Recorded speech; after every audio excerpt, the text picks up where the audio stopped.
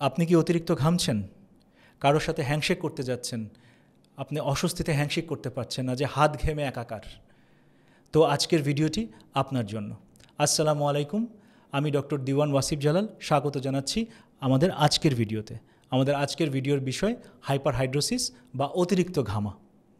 তো প্রথমেই আমরা জেনে নিই যে কিছু শারীরিক রোগ যে কারণে আপনার এই ঘাম হতে পারে, যেমন হাইপারথাইরয়েডিজম, ডায়াবেটিস, টিউবারকুলোসিস বা যক্ষ্মা, ম্যালিগনেসিস আছে কিছু কিছু, যেমন হজকিন লিম্ফোমা, মেনোপজ অর্থাৎ মহিলাদের মাসিক বন্ধ হওয়ার পরে বা মাসিক বন্ধ হওয়ার সময় যখন কাছে এগিয়ে আসে তখন এরকম অতিরিক্ত ঘাম হতে পারে।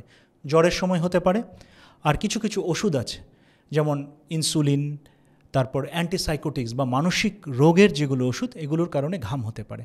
তাছাড়াও যাদের ড্রাগ অ্যাবিউজের হিস্টোরি আছে, অর্থাৎ ড্রাগ এডিক্ট এরকম যদি হয়ে থাকে, তাদেরও অতিরিক্ত ঘাম হতে পারে। তো আজকে আমরা কিছু টিপস নিয়ে আপনাদের সাথে কথা বলবো, এই যে ঘামের অস্বাভাবিক ঘাম বা ঘামের যে সমস্যা দূর করার জন্য। এই রোগগুলো যদি থেকে থাকে তাহলে এই রোগগুলোর ট্রিটমেন্টের পাশাপাশি টিপসগুলো আপনারা ব্যবহার করতে পারেন। আপনারা এই ঘামের হাত থেকে আপনারা মুক্ত থাকবেন। তো কি করতে পারি আমরা? যে প্রথমেই যদি আপনার এরকম অস্বাভাবিক ঘাম হয় তো এবং আপনার কোনো ডিজিজ ডায়াগনোসড হয়নি, আপনার কোনো রোগ ধরা পড়েনি, 3টে ব্লাড টেস্ট আপনি করে নেবেন নিশ্চিত হওয়ার জন্য। এক হচ্ছে থাইরয়েড ফাংশন টেস্ট, যেটাকে আমরা বলি TSH, 2 হচ্ছে ফাস্টিং ব্লাড সুগার, এবং 3 হচ্ছে আপনার লিপিড প্রোফাইল। এই 3টা আমরা করে ফেলব নিশ্চিত হওয়ার জন্য যে আমরা শারীরিকভাবে ঠিক আছি কিনা। এরপর আমাদের আজকে টিপসগুলো নিয়ে আমরা এখন বলছি। তো টিপসগুলো মূলত খুব প্রাকৃতিক, এদের তেমন কোনো সাইড এফেক্টই নেই অ্যালার্জি ছাড়া। হ্যাঁ, তো এখানে অনেকগুলো থাকবে যে আপনার গায়ে হাতে লাগাতে হতে পারে, যেসব জায়গায় ঘামে ওসব জায়গায় লাগাতে হতে পারে। যদি অ্যালার্জি হয় তাহলে এগুলো লাগানো থেকে বিরত থাকবেন। প্রথমে আসা যাক সেটি হচ্ছে সেইজ লিফ। আমাদের দেশে আমরা বলতে পারি তুলসী পাতা। তুলসী পাতা কী করবেন? এক হচ্ছে তুলসী পাতার চা বানিয়ে খাবেন। হ্যাঁ, তুলসী পাতা একটু গরম পানিতে, হালকা গরম পানিতে দিয়ে কিছুক্ষণ ফুটিয়ে এই তুলসী পাতার রসটা চা হিসাবে খেয়ে ফেলবেন। 1। 2 কি, তুলসী পাতা একটু পানির সাথে মিশিয়ে, তুলসী পাতা বাটবেন, বেটে একটু পানির সাথে মিশিয়ে পেস্টের মতো করবেন। এই পেস্টটা যেসব জায়গায় ঘামে, হাত পা বগল, যদি যেসব জায়গায় ঘামে এসব জায়গায় মাখবেন, কিছুক্ষণ রাখবেন, কিছুক্ষণ পর ধুয়ে ফেলবেন। কতক্ষণ? 10 মিনিট রাখতে পারেন, 10-15 মিনিট রাখতে পারেন, তারপর ধুয়ে ফেলবেন। তাতে কি হবে? আপনার এই যে অতিরিক্ত ঘাম এটা কিন্তু হবে না। কারণ তুলসী পাতায় যেটা থাকে, যেটাকে আমরা বলি ট্যানিনস বা পলিফেনোলিক কম্পাউন্ড, এই কম্পাউন্ডটা কী করে, আমাদের যে ঘর্মগ্রন্থি আছে, অর্থাৎ যে আমাদের সোয়েট গ্ল্যান্ডস আছে, এটাকে কনস্ট্রিক্ট করে, হ্যাঁ, চেপে ধরে। ফলে এই অতিরিক্ত ঘাম এটা হওয়া বিরত থাকে, এটা হওয়া থেকে এটা হয় না আর কি। এবার আসা যাক পরের টিপস। পরের টিপস হচ্ছে রোজমেরি অয়েল বা এক্সট্রাক্ট। এটা অ্যাসেনশিয়াল অয়েল হিসাবে পাওয়া যায়।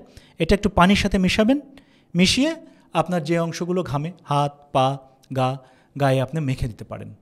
তো এটাও আসলে কি করবে, আপনার এই যে অতিরিক্ত ঘাম এ থেকে আপনাকে মুক্তি দিবে। তবে লক্ষ্য রাখবেন যে রোজমেরি অয়েলে কিন্তু অনেকের অ্যালার্জি হয়। যদি এরকম অ্যালার্জি হওয়ার প্রবণতা থাকে তাহলে এটা অ্যাপ্লাই করা থেকে, লাগানো থেকে বিরত থাকবেন। তৃতীয় টিপস, অ্যাপেল সিডার ভিনেগার। কী করবেন? 1 কাপ হালকা গরম পানি নিতে পারেন, অথবা নর্মাল পানি, এখন যেহেতু গরমকাল, নর্মাল পানি, এটাতে কি করবেন, আধা চামচ অ্যাপেল সিডার ভিনেগার। আর যদি হয় আপনার, তাহলে 1 চামচই নেবেন অ্যাপেল সিডার ভিনেগার, আপনি নিয়ে খেয়ে ফেলবেন। সকালে খালি পেটে খেলে খুব ভালো হয়। এবং এটা কিন্তু কি হয়, এটা প্রতিবেলায় কিন্তু খাওয়া যায়। হ্যাঁ, তাতে 1 হচ্ছে আপনার এই যে ঘামের সমস্যা এটা কমে আসবে, আর 2 হচ্ছে কি, আপনার ওজন নিয়ন্ত্রণেও কিন্তু এটা সহায়তা করে। তো এটা করতে পারেন। আরেকটা কি করা যায়, যে সরাসরি অ্যাপেল সিডার ভিনেগার যেই ঘামের জায়গাগুলো আছে, হাতে বা পায়ে বা বগলের নিচে লাগিয়ে দেখতে পারেন। তবে অনেকের অ্যাপেল সিডার ভিনেগারে একটু জ্বালা পোড়া হয়, যদি এমন হয় লাগাতে যাবেন না। আচ্ছা, এরপর আসা যাক 4 নম্বর টিপস হচ্ছে টি ব্যাগ কম্প্রেশন। কী করবেন? ঠান্ডা পানিতে টি ব্যাগ চুবিয়ে রাখবেন, রেখে এই টি ব্যাগটা নিয়ে তুলে কোথায় যেসব জায়গা ঘামে এসব জায়গায় একটু চেপে ধরে রাখবেন, কিছুক্ষণ চেপে ধরে রাখবেন। তাতে কি হবে, ওই একই উপকার, আপনার এই যে ঘাম, এই ঘামের অস্বাভাবিক ঘাম এটা বন্ধ হয়ে যাবে। 5 নম্বর টিপস, সেটা কি, যে ভিটামিন B1 সমৃদ্ধ খাবার খাবেন, থায়ামিন সমৃদ্ধ খাবারগুলো খাবেন। এটা ভিটামিন হিসেবেও পাওয়া যায়, B1, B6, B12, সেটাও ক্যাপসুল, মানে ভিটামিনটা খেতে পারেন, প্রতিদিন একটা করে 1 মাস খেতে পারেন। পাশাপাশি ভিটামিন B1 সমৃদ্ধ খাবার কোনগুলো, যেমন ডাল, লাল চাল, লাল আটা, তারপর হচ্ছে মাছ, ডিম, আর ফ্রুটসের মধ্যে কলা, কমলা, খেজুর, তরমুজ, অ্যাভোকাডোস এগুলো খেতে পারেন।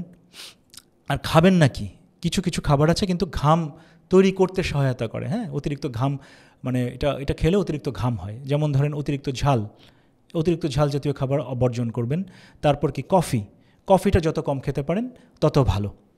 তো এখন পর্যন্ত যেগুলো বললাম, যে টিপসগুলো দিলাম, হ্যাঁ, এই যে এগুলো কিন্তু আপনারা কি করতে পারেন যে একটা বা দুটো বা সবগুলো একটু অ্যাপ্লাই করে দেখতে পারেন, হ্যাঁ, যেটা আপনার কাজে লাগে।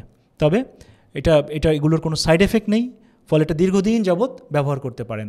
আর ওষুধ, অ্যালোপ্যাথিক ওষুধের কথা আসলে আমরা সাধারণত এই আয়োজনগুলোতে বলি না, কারণ ওষুধগুলো ব্যবহার করার সময় সরাসরি ডক্টরের সাথে একটা যোগাযোগ থাকা জরুরি, এবং অধিকাংশ ওষুধেরই কিন্তু কি আছে, সাইড এফেক্ট আছে।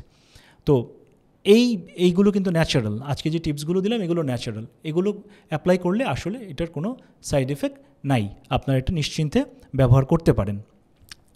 এবং সর্বশেষে 6 নম্বর টিপস, খুব গুরুত্বপূর্ণ এটা, কারণ কি, ঘামার একটা কারণই হচ্ছে, অতিরিক্ত বা অস্বাভাবিক ঘামের একটা কারণই হচ্ছে আপনার যে স্ট্রেস, হ্যাঁ, এবং নার্ভাস সিস্টেমের সমস্যা হয়, অনেক সময় অনেকে নার্ভাস হয়ে যায় একটুতেই, দেখবেন যারা টেনশন করে বা স্ট্রেসের মধ্যে পড়ে যান, যারা স্ট্রেস নিতে পারেন না দেখবেন কিন্তু তারা কিন্তু অতিরিক্ত ঘামছে। তো এটার পরীক্ষিত ও প্রমাণিত ট্রিটমেন্ট হচ্ছে মেডিটেশন। নিয়মিত মেডিটেশন এবং যোগা চর্চা করুন, তাতে আপনি কি করবেন, একদিকে আপনার স্ট্রেসটাকে নিয়ন্ত্রণে রাখতে পারবেন, এবং আরেকটা বিষয় হচ্ছে যে কোয়ান্টাম মেথডে আমরা কিন্তু হিলিংয়ের একটা প্রসিডিউর শিখাই, হিলিংয়ের একটা পার্টিকুলার প্র্যাকটিস আছে, এর মাধ্যমে আপনি কি করতে পারবেন যে আপনার এই যে অতিরিক্ত ঘাম বা অস্বাভাবিক ঘাম এটাকে নিয়ন্ত্রণে নিয়ে আসতে পারবেন। তো আজ এই পর্যন্তই, নিয়মিত মেডিটেশন করুন, টোটালি ফিট থাকুন। আল্লাহ হাফেজ।